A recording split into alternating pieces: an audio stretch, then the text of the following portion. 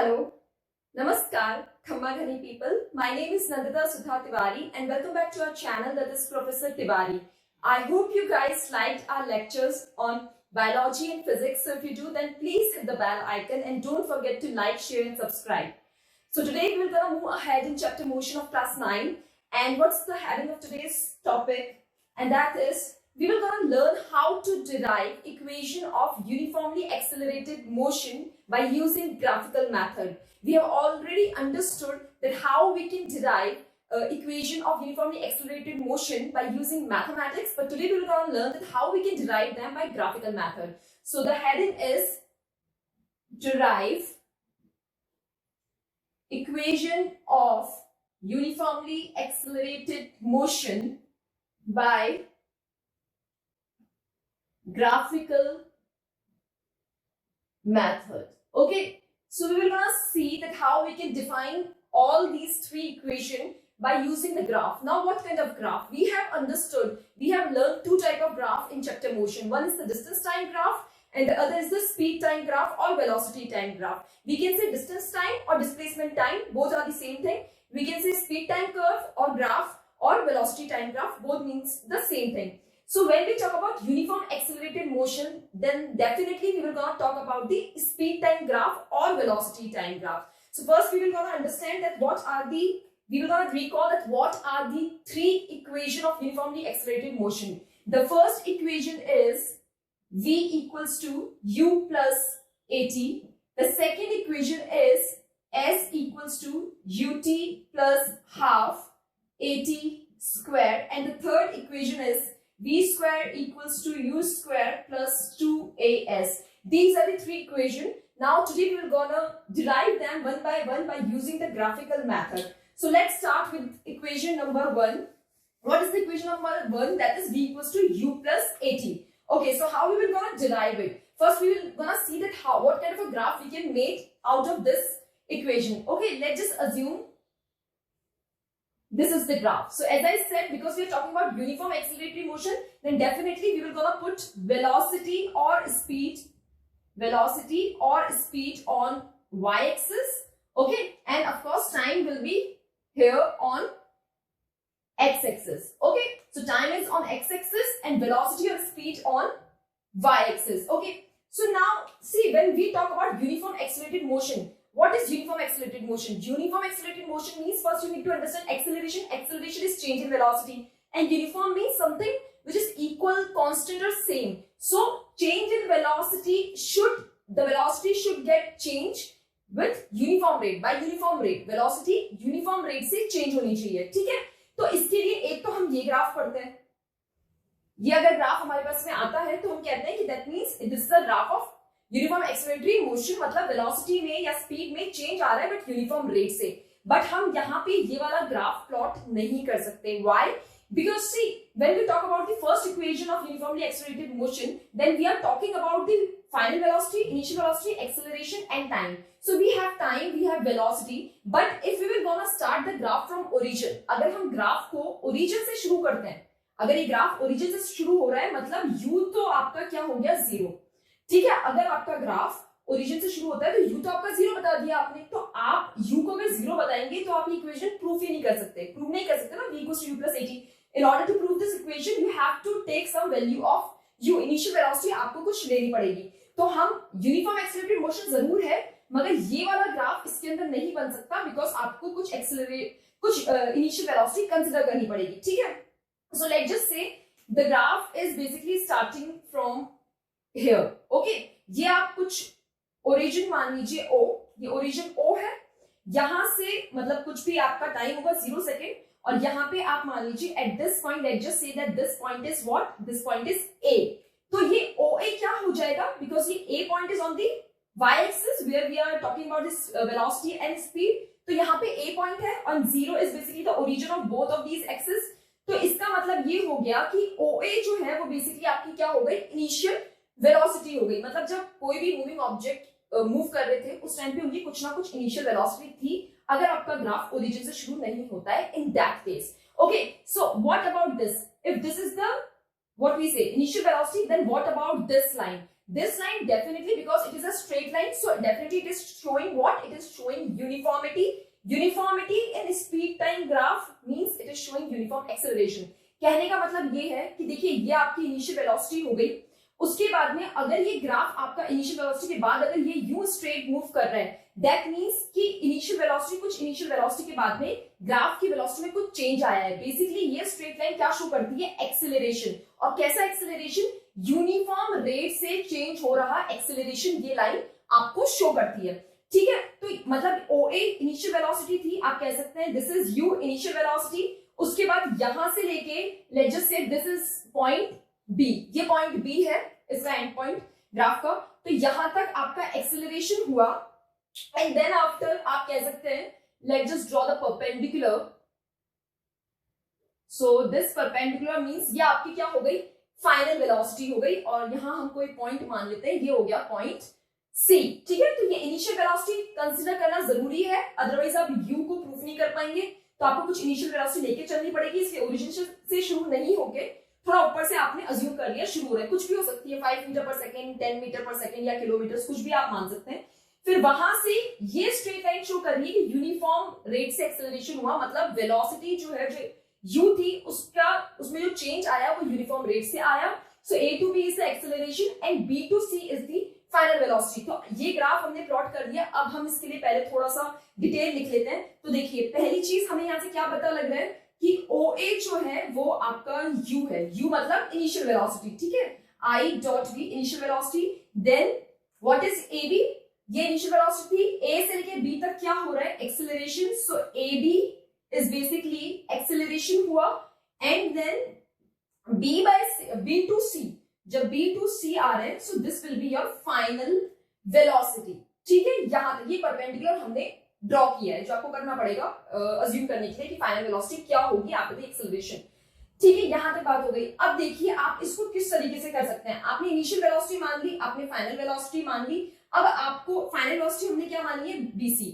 अब देखिए हम इसमें क्या चीज कर सकते हैं, हम इसके अंदर एक पैरेलल लाइन ड्रॉ करेंगे and I will tell you कि why we are doing it. सबसे पहले हम यहां से इस पॉइंट से, this is the point, so we are just drawing a parallel line. Let's just say this is point, let's say this is point what? This is D point, and let's just draw one more parallel line from here and let's just name this point E. ठीक है, क्यों किया वो भी मैं आपको बताऊंगी. यहां पे देखिए अब आपने क्या कर लिया, आपको पता है OA तो आपका इनिशियल वेलोसिटी U हो गया, AB आपका ये एक्सेलरेशन ये लाइन आपको शो कर रहा है and BC equals to V हो जाएगा. अब आप देखिए आप BC जो है यहां से लेके यहां तक, इसको और किस तरीके से लिख सकते हैं? आप ऐसे भी लिख सकते हैं V इक्वल्स टू BC की जगह मैं लिख सकती हूं BD plus DC. BC is also equal to BD plus DC के भी बराबर है, यहां मैंने लिख लिया ये. और देखिए DC जो है वो क्या है? पैरेलल है OA के, तो ये इक्वल हो जाएगा किसके? U के. ये DC is parallel to what? OA के पैरेलल है, तो ये अगर U है तो ये भी U हो जाएगा. तो आप इसे कैसे करेंगे? V equals to BD plus U. ये आपके पास में एक टर्म जो है वो आ चुकी है. ठीक है, एक टर्म क्या आ चुकी है? V equals to BD plus U. अब आप देखिए ये आपको इक्वेशन जो थी वो प्रूव करनी थी, V equals to U plus AT. आपके पास already V equal to U यहाँ पे आ चुका है, V इक्वल टू U आ चुका है. आप अगर BD सॉल्व कर लें तो आपके पास एक्सेलरेशन या और टाइम का जो कंपोनेंट है वो आ जाएगा. ठीक है, तो ये आपकी फर्स्ट चीज तो सॉल्व हो गई. सेकंड चीज देखिए, एक्सेलरेशन जो होता है स्पीड टाइम ग्राफ या वेलोसिटी टाइम ग्राफ में एक्सेलरेशन किसके इक्वल होता है? स्लोप के. और स्लोप किसका? ग्राफ का. Slope of graph AB. हमारा स्पीड टाइम कर्व या वेलोसिटी टाइम कर्व क्या है? AB. तो इस ग्राफ का स्लोप जो होगा वो आपका एक्सेलरेशन के इक्विवेलेंट हो जाएगा. अब आप क्या लेंगे? देखिए एक्सेलरेशन यहाँ पे क्या हो जाएगा? Slope vertical and then horizontal. So this is the vertical and this is the horizontal. So it can be A equals to BD plus divided by AD. ठीक है, इसको आप कैसे कर सकते हैं? BD as it is and what will be AD? अब देखिए ये AD जो है वो क्या है? पैरेलल है OC के. ये AD पैरेलल है OC के, तो मैं यहाँ पे क्या लिख सकती हूँ? इसको टाइम के इक्विवेलेंट लिख सकती हूँ because AD is parallel to OC and OC is T. OC क्या है? यहाँ पे T है, तो मैंने यहाँ पे लिख लिया T. तो देयरफॉर BD कैसे कितना इक्वल हो जाएगा, BD is equals to AT। ये आपका BD निकल के आ गया यहाँ से, BD इक्वल्स टू AT। बस एक ही आपको BD की वैल्यू यहाँ रखनी है, ये BD की वैल्यू आप यहाँ रख दीजिए, तो ये कितना हो जाएगा देखिए, V equals to AT plus U, rearrange कर लेंगे तो V equals to U plus AT and hence proof ये आपने डिराइव कर लिया। अच्छा, इसको और तरीके से भी करा जा सकता है। कैसे किया जा सकता है, आप हो सकता है पूछे मैम स्लोप यहाँ से आपने यहाँ से यहाँ क्यों लिया, यहाँ तक क्यों नहीं लिया। देखिए इसके 2-3 रीजन है, ये डिपेंड करता है आपको ग्राफ में किस टर्म्स में, हमें ये डेरिवेशन किसके टर्म्स में प्रूफ करना था, ग्राफ के थ्रू प्रूफ करना था, तो आपको ग्राफ की नेमिंग के हिसाब से आपको चलना पड़ेगा। आप एक्सेलरेशन ये भी ले सकते थे, BC अपॉन OC, तो OC तो आपका वही रहता है, अगर आप BC अपॉन OC लेते तो B to C तो आपकी क्या हो जाती है फाइनल वेलोसिटी V, और AD क्या हो जाता है आपका टाइम T। तो अगर आपने यहाँ BC लिखा होता तो देखिए यहाँ हमने लिखा था कहा गया BC is equals to V, और V किसके इक्वल है, BD प्लस DC। तो आप इसको ऐसे भी करते तो भी आंसर सेम ही आता, कैसे, A equals to BC upon OC। So BC किसके इक्वल है, यहाँ देखिए BC is equals to V and V is equals to BD plus DC, BD plus DC। तो ये BD प्लस DC करके आप लिखते या फिर OC करके आप टाइम लिखते, so this is BD plus DC, तो एक ही बात है। यहाँ पे हमने BD इसलिए लिया बिकॉज हमने ये माना है कि ये तो कुछ इनिशियल वेलोसिटी 0 थी जिसको हमने कंसीडर नहीं करा, हमने माना कि इनिशियल वेलोसिटी यहाँ से स्टार्ट हुई थी इस पॉइंट से, तो इसलिए हमने इसके लिए ये भी यहीं से कंसीडर कर लिया। इसको आप यू नहीं करके ऐसे भी कर सकते हैं, change in velocity upon time taken V minus U upon T। देखिए डायरेक्ट ही निकल के आ जाएगी भाई, अगर आपको एक्सेलरेशन निकालना है तो एक्सेलरेशन का हमारे पास फॉर्मूला भी है, and what that formula is V minus U upon T।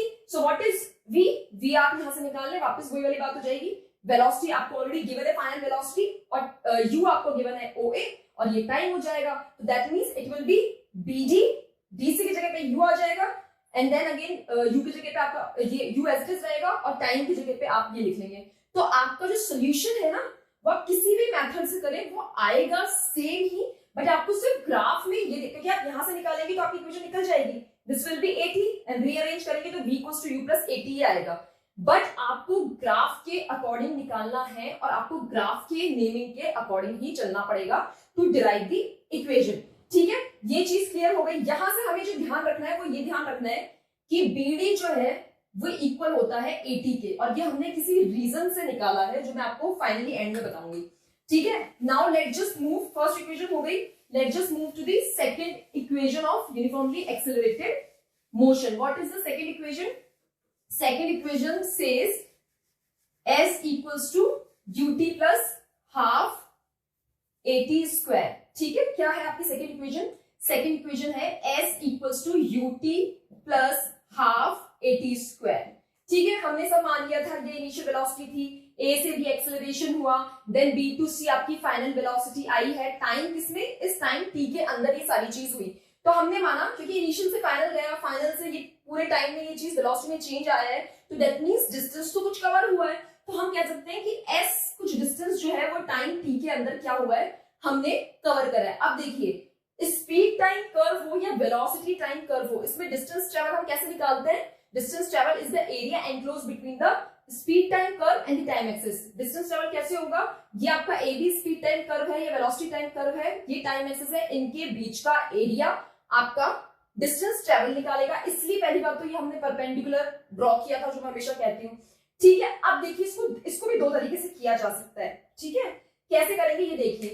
तो यहां आप देखिए कि हमारा जो डिस्टेंस ट्रेवल्ड है मतलब S, ये किसके इक्वल हो जाएगा? Equal to area of what? ये स्पीड टाइम कर्व है, ठीक है, ये टाइम एक्सिस है, ये आपने एनक्लोज कर दिया है, तो एरिया किसके बराबर हुआ? OABC। सो एरिया OABC इसके बराबर हो गया। अब आप देखिए इस OABC में आप अलग अलग तरीके से सॉल्व कर सकते हैं। पहला तरीका जो मैंने आपको बताया था ट्रेपेजियम का। ट्रेपेजियम क्यों? क्योंकि ये साइड पैरेलल है, इस साइड की दो साइड पैरेलल, दो side non parallel, that means it is trapezium. तो इसको आप पहले तो आप कर सकते हैं ट्रेपेजियम के फॉर्मूले से। ट्रेपेजियम का फॉर्मूला क्या होता है?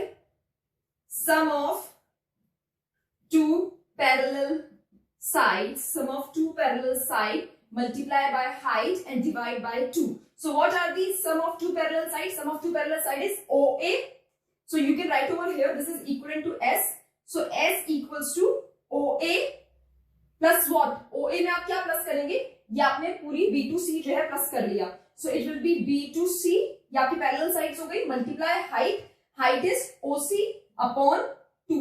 सो आप इसको सॉल्व कर लीजिए. OA क्या है आपका? U. ठीक है, अब यहां देखिए फिर से बात हो रही है B से लेके C तक की. सो what is B to C? हमने अभी देखा क्या था, V इक्वल है B से C तक, और BC को हम लिख सकते हैं V equals to BD plus DC के फॉर्म में भी लिखा जा सकता है. तो ये हो जाएगा V इक्वल्स टू BD हमें पता है 80, और ये हमें क्या पता है DC इज व्हाट? U, क्योंकि DC पैरेलल है. ओके, तो ये U हो गया. तो मैं यहाँ पे V की जगह पे ये लिख सकती हूँ, क्या हो जाएगा देखिए, ये हो जाएगा U प्लस 80 प्लस U, ये यहाँ पे हो गया आपका एज इट इज. ठीक है, उसके बाद में multiply by OC.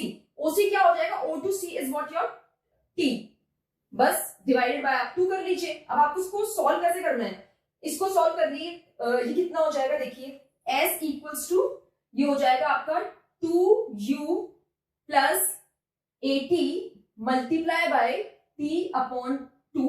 So it will be S equals to 2UT और 80 स्क्वायर, तो ये हो जाएगा 2UT plus 80 square divide by 2.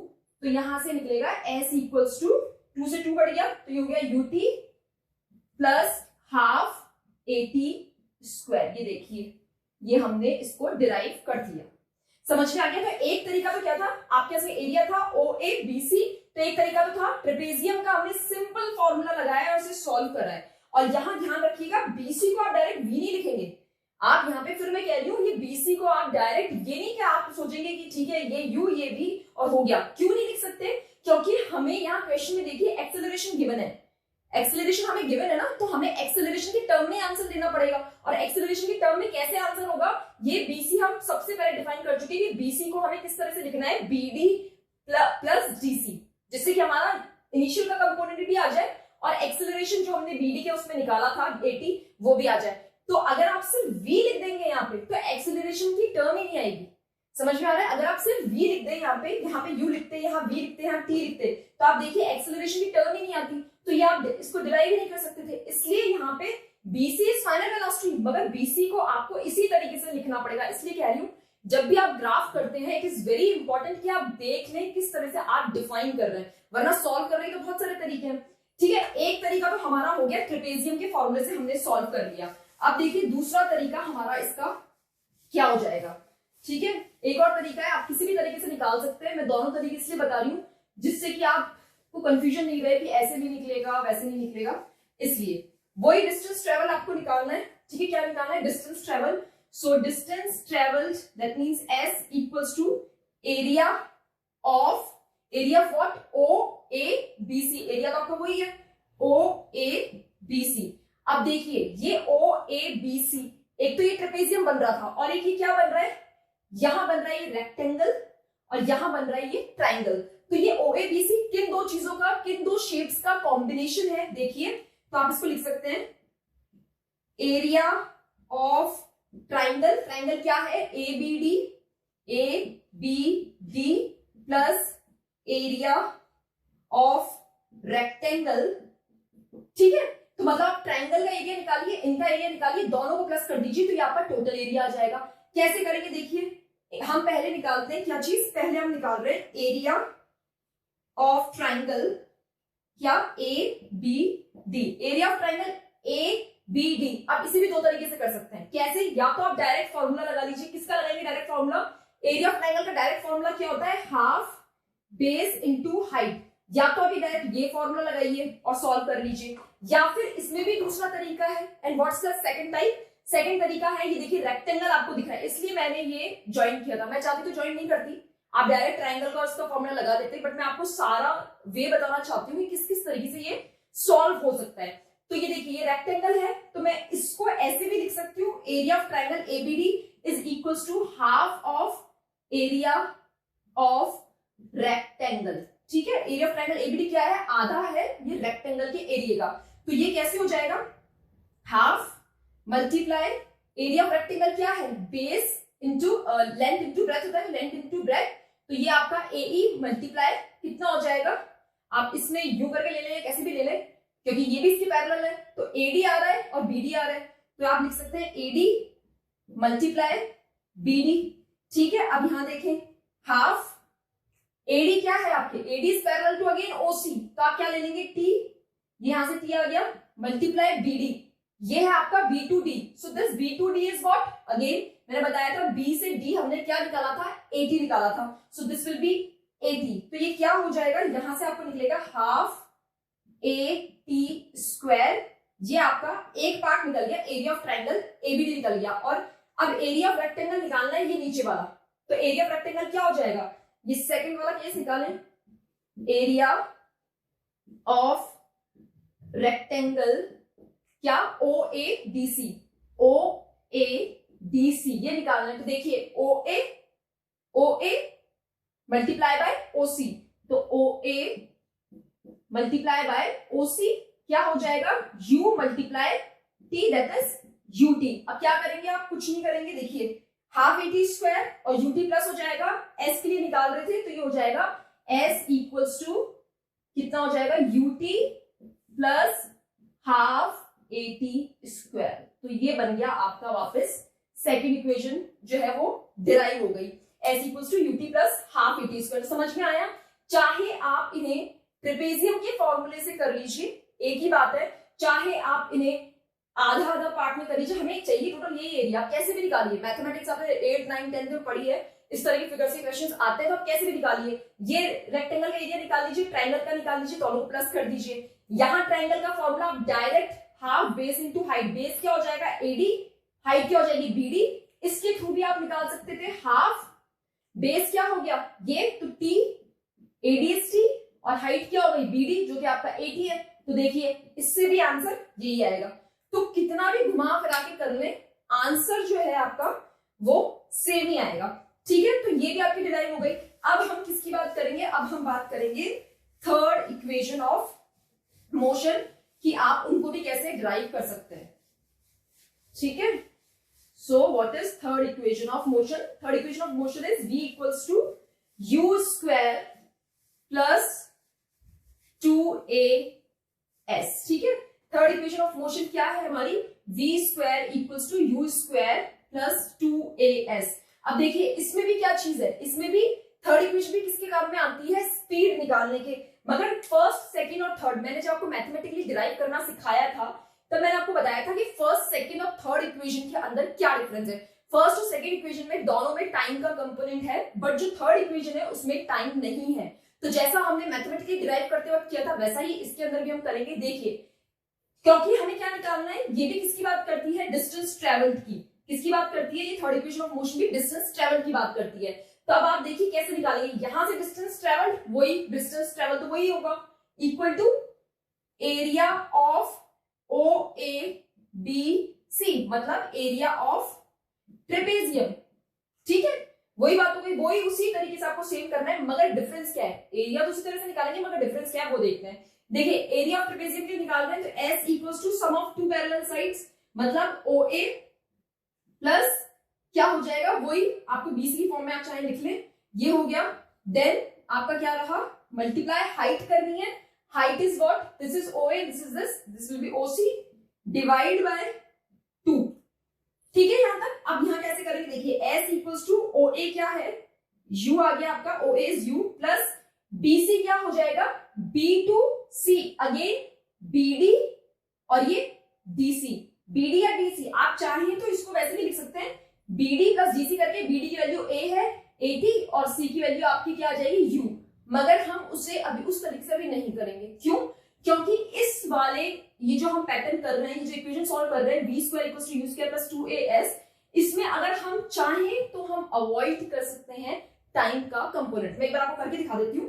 अगर आपने इसको ऐसे किया BD प्लस DC, तो देखिए BD कितना था आपका 80, मैं लिख देती हूँ BD plus DC multiply OC is 9 and divide by 2, तो ये कितना हो जाएगा, U plus 80 plus DC is again U, then this is T and this is 2, तो ये क्या हो जाएगा 2u और at स्क्वायर, और ये इधर हो जाएगा इस तरह। देखिए आपका v का कंपोनेंट जो है इधर से गायब हो गया। समझ में आया कि मैंने क्यों नहीं करा? तो आपको समझना पड़ेगा कि कब हमें bd और dc को यूज करना है और कब हमें डायरेक्ट bc यूज करना है। अगर अभी तक जैसे करते आ रहे थे जहां पे हर जगह bd और dc यूज कर रहे थे, क्यों?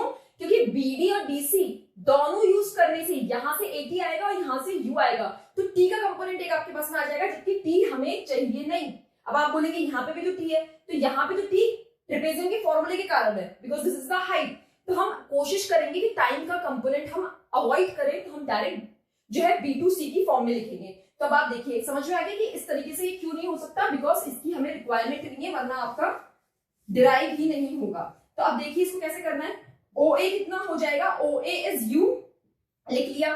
फिर देखिए V कितना है, B2C हमने बात करी, तो B2C हम डायरेक्ट लिख ले, तो क्या हो जाएगा, V हमारी फाइनल वेलोसिटी थी, multiply by time and then divided by 2। ये आपके पास में आ गया है। अब देखिए क्या करना है आपको, यहां से अब ध्यान से बात देखिए। जैसे मैंने कहा थर्ड इक्वेशन ऑफ मोशन में क्या नहीं होता, थर्ड इक्वेशन ऑफ मोशन के अंदर टाइम नहीं होता, तो टाइम को एलिमिनेट करेंगे। जैसे हमने मैथमेटिकली इक्वेशन को ड्राइव किया था, तो हमने टाइम को कैसे एलिमिनेट किया था, फर्स्ट इक्वेशन ऑफ मोशन से हमने टाइम की वैल्यू निकाली थी। ठीक है, क्या करेंगे जरा देखें। हमने फर्स्ट इक्वेशन ऑफ मोशन लगाई फ्रॉम फर्स्ट इक्वेशन ऑफ वही यूनिफॉर्म एक्सेलरेटेड मोशन क्या थी, v equals to u plus at। ठीक है, यहां से t निकालना है, क्या हो जाएगा देखिए ये v minus u upon a and this will be equal to t। तो ये आपका जो t का है कंपोनेंट यहां से आ गया। अब आपके पास यहां से t का कंपोनेंट आ गया है, तो आप यहाँ पे ये t की वैल्यू यहां उठा के रख सकते हैं। ठीक है, तो t की वैल्यू आप यहां रखिए, देखिए क्या होगा ये, यहां मैं लाइन खींच देती हूँ, t की वैल्यू रखते हैं, ये हो रहा है s equals to u plus v as it is. t की जगह लिखना है v माइनस u और डिवाइड में क्या है a और 2, तो ये कॉमन करके क्या हो जाएगा 2a। अब आप देखिए अब क्या हो गया, ये u plus v minus u। जैसे कि मैंने आपको समझाया था, क्या समझाया था कि आपको एल्जेब्रिक आइडेंटिटीज जो है वो देखनी आनी चाहिए, वो समझ में आना चाहिए देखते ही, कि जो आपने 8th क्लास में मैथमेटिक्स में एल्जेब्रिक एक्सप्रेशन और आइडेंटिटीज पढ़ी थी वो आप पहचान सके। तो देखिए ये a प्लस बी और a माइनस बी, तो ये कौन सा आइडेंटिटी है, a square minus b square equals to a plus b और इंटू a माइनस बी, ये इंटू है बीच में, तो ये वैसी ही है सेम। अब यहाँ पे भी थोड़ा ध्यान दीजिए, यहाँ पे देखिए क्या है u प्लस v और v माइनस u, यहाँ पे v तो दोनों तरफ पॉजिटिव है, इस केस में a दोनों तरफ पॉजिटिव है और u दोनों तरफ नेगेटिव है, इस केस में मतलब एक तरफ पॉजिटिव एक तरफ नेगेटिव है, तो इसका मतलब a तो हो जाएगा आपका v क्योंकि वो दोनों तरफ पॉजिटिव है, और b आपका हो जाएगा u। तो अब आप इनको उसी फॉर्म में लिखिए, तो ये हो जाएगा s equals to u plus v के जगह हम लिख देंगे क्या, a प्लस सॉरी कैसे लिखेंगे, a स्क्वायर क्या है हमारा v, और ये कितना हो जाएगा हमारा सॉरी v स्क्वायर लिख देंगे, क्योंकि v स्क्वायर हमने क्या माना है a, और ये आपका हो जाएगा माइनस u स्क्वायर। ठीक है, और डिवाइडेड बाय 2a, तो बस सॉल्व कर लीजिए, यहां से ये हो जाएगा 2as equals to v square minus u square, ये थी आपकी इक्वेशन। तो आप इसको अरेंज करिए, v square equals to u square और क्या आ रहा था प्लस 2as हो जाएगा, तो ये हो जाएगा प्लस 2as। समझ में आ गया? So this is it. तो अब आपको यहाँ पे क्या ध्यान रखना है कि बाकी सारे कंपोनेंट तो सेम है, सिर्फ आपको इधर ये ध्यान रखना है कि कब आप BC को डायरेक्ट V लेंगे और कब आप BC को तोड़ के BD और DC लिखेंगे। इसको याद करने का एक सिंपल सा तरीका है, a very simple way of learning it is when you required acceleration time and when you required acceleration you need in first equation. आपको फर्स्ट इक्वेशन प्रूव करनी है तो आपको एक्सेलरेशन निकालना पड़ेगा, उस केस में तो हम इसको BD के फॉर्म में लिखेंगे। एक्सेलरेशन को हम क्या लिख रहे थे, BC अपॉन OC नहीं लिखेंगे, हम लिखेंगे BD अपॉन AD, क्योंकि हमें ये वाली साइड चाहिए उसमें, इस कारण से। ठीक है, और जब हम सेकंड इक्वेशन की बात कर रहे हैं वहां पे क्या चाहिए, टाइम के रिस्पेक्ट में चाहिए, तो वहां पे भी हम इसे BD प्लस DC करके लिखेंगे, जिससे कि हम यहाँ से BD तो हो जाएगा 80 और DC आपका क्या हो जाएगा U, तो 80 प्लस U करके लिख सके। But third equation of motion v square equals to u square plus 2as, उसमें हमें ना तो ए तो हमें ऑलरेडी मिल जाएगा, हमें टाइम का कंपोनेंट ऑलरेडी यहाँ पे आ रहा है और हमें उसे एलिमिनेट करना है, तो हम चाहेंगे ही नहीं कि हम टाइम का कंपोनेंट एक और लें, इसलिए हम क्या करेंगे, हम बीसी लेंगे टोटल, और उस बीसी को आप क्या लिख सकते हो, वी लिख सकते हो। डायरेक्ट हमने बीसी को वी लिखा, ओसी को टी लिखा, और टी को आप हमेशा फर्स्ट इक्वेशन ऑफ मोशन से आप टी की वैल्यू निकाल सकते हैं। यहां से हमने टी की वैल्यू निकाल ली और बस आपने सीधे पुट करा है, एल्जेब्रिक एक्सप्रेशन आइडेंटिटी लगाई है और ये सॉल्व हो गया। ठीक है, so that's all for equation of uniformly accelerated motion and we have derived it by using the graphical method. Now एक छोटा सा टॉपिक रहता है, वो भी हम फटाफट से देख लेते हैं। And what that topic is? That topic is about uniform circular motion. What it is?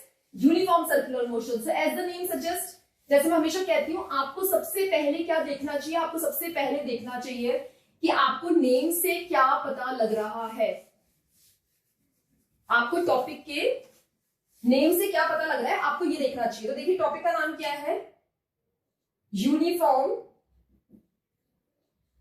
Circular motion. Uniform circular motion फटाफट से कर देते हैं, कोई बहुत बड़ी चीज नहीं है। यूनिफॉर्म सर्कुलर मोशन, तो सबसे पहले देखिए सर्कुलर मोशन क्या होता है। If a body is moving on a circle और अ सर्कुलर ट्रैक और अ हिली road, that means it is doing circular motion.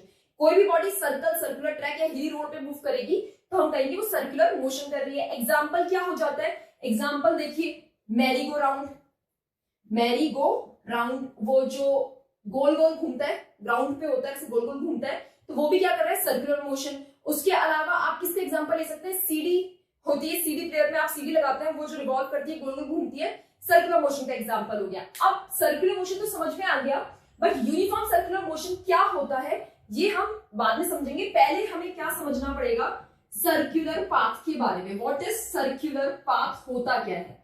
देखिए जब भी कोई बॉडी, फॉर एग्जाम्पल ये स्क्वायर है, ठीक है, this is A, this is B and this is C and this is D.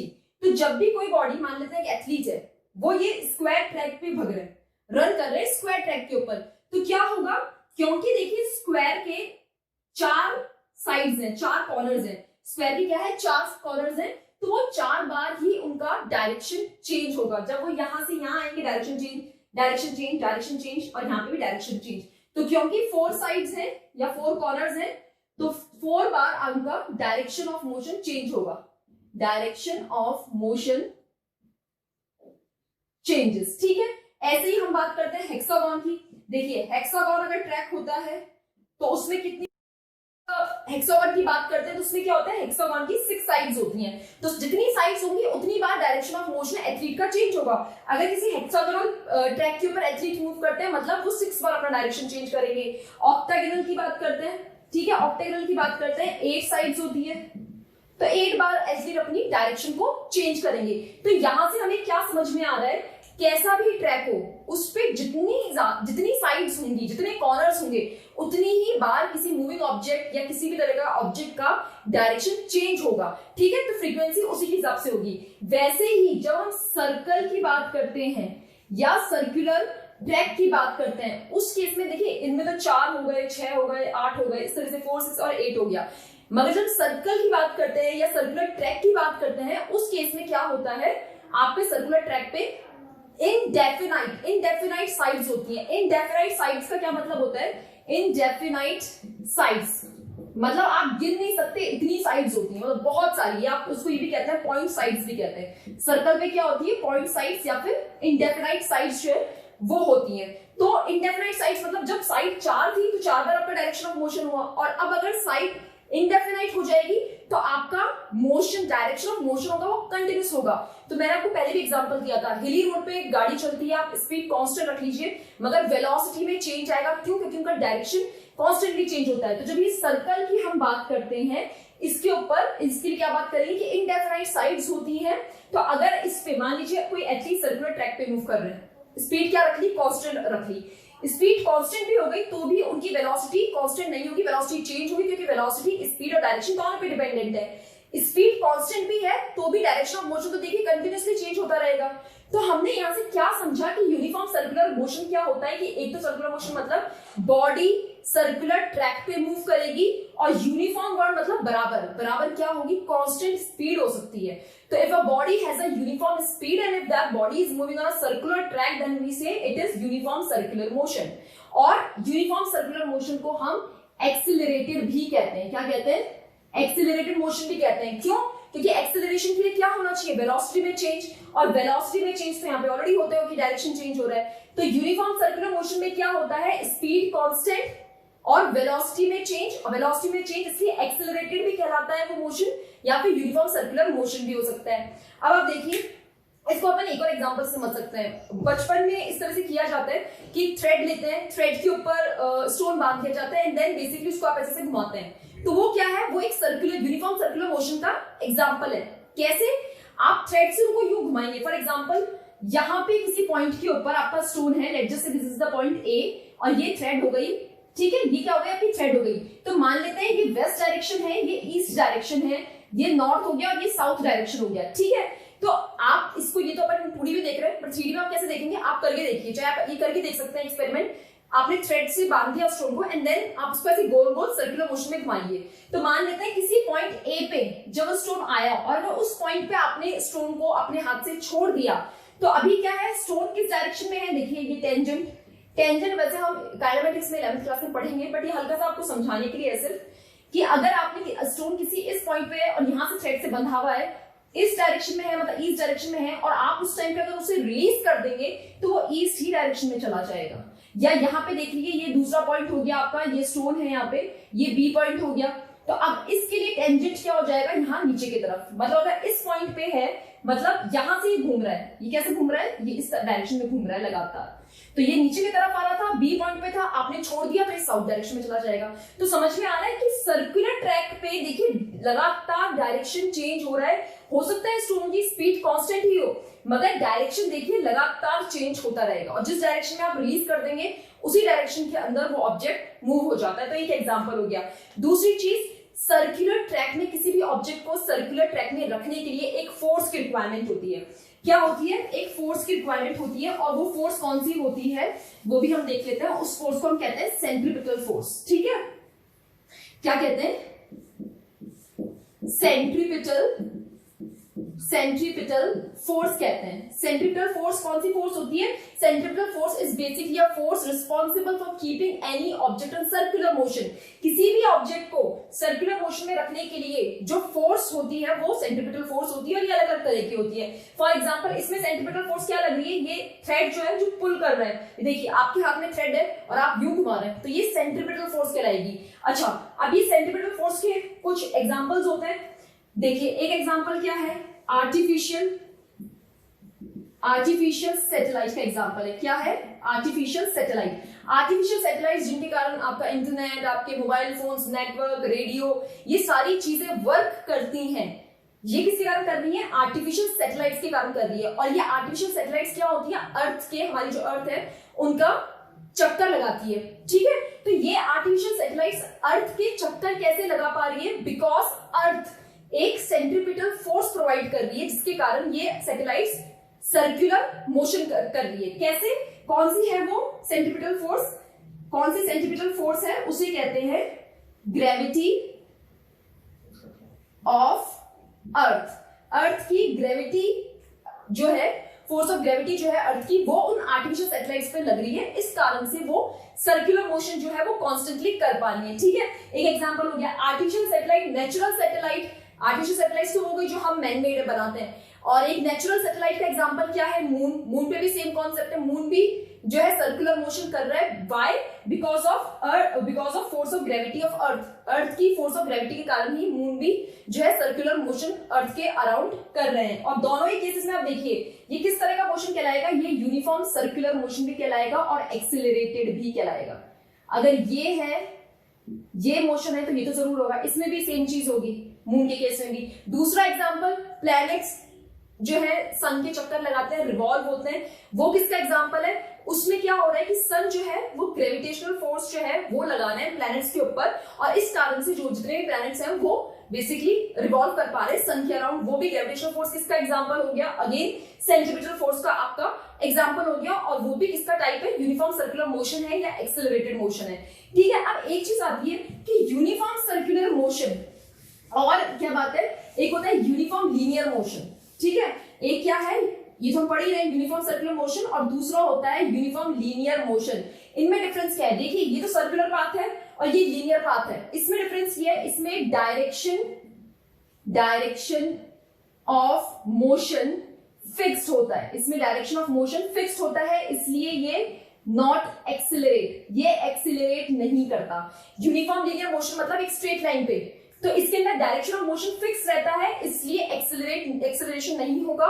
और यहाँ पे यूनिफॉर्म सर्कुलर मोशन में डायरेक्शन ऑफ मोशन चेंजेस, इसमें direction of motion continuously change होता रहता है, इसलिए ये एक्सेलरेट करता है। ये इनका बेसिक कॉमन एग्जांपल है दोनों के अंदर। एक और चीज बता देती हूँ, हो सकता है उस पर न्यूमेरिकल आ जाए, एक्चुअली उस चीज के ऊपर न्यूमेरिकल जो है ना वो बेसिकली आपके केवीपीवाई, एनटीएससी, इनके जो एग्जाम बच्चे देते हैं, साइंस ओलंपियाड्स देते हैं या केवीपीवाई देते हैं या एनटीएससी का ये जो भी एग्जाम है, इनमें इस तरह का क्वेश्चन या यूनिफॉर्म सर्कुलर मोशन से रिलेटेड क्वेश्चंस आ जाते हैं। देखिए कैसा है, अगर आपको स्पीड निकालनी है, किसकी, speed of a body moving on circular path, अगर कोई बॉडी सर्कुलर पाथ पे मूव कर रही है तो आप उनकी स्पीड कैसे निकालेंगे। ठीक है, तो देख लेते हैं, ये हमारा क्या है, सर्कल, ये हमारा क्या हो गया, सर्कल, ये हमारी क्या होती है, रेडियस सर्कल की। ठीक है, और ये हम मान लेते हैं कि ये इस तरीके से कोई बॉडी जो है मूव कर रही है सर्कुलर पाथ पे। तो अगर ये बॉडी ने, मान लेते हैं यहाँ ए पॉइंट से शुरू करा, कोई बॉडी है ए पॉइंट से शुरू करा, और अगर वो अपना कंप्लीट राउंड कंप्लीट करके वापस ए पॉइंट पे आ जाए, वापस देखिए, अगर कोई बॉडी ए पॉइंट से किसी भी पॉइंट से शुरू करती है और एक कंप्लीट राउंड कर लेती है सर्कल का और वापस इनिशियल पोजीशन पे आ जाती है, तो उस केस में डिस्टेंस ट्रेवल इक्वल्स टू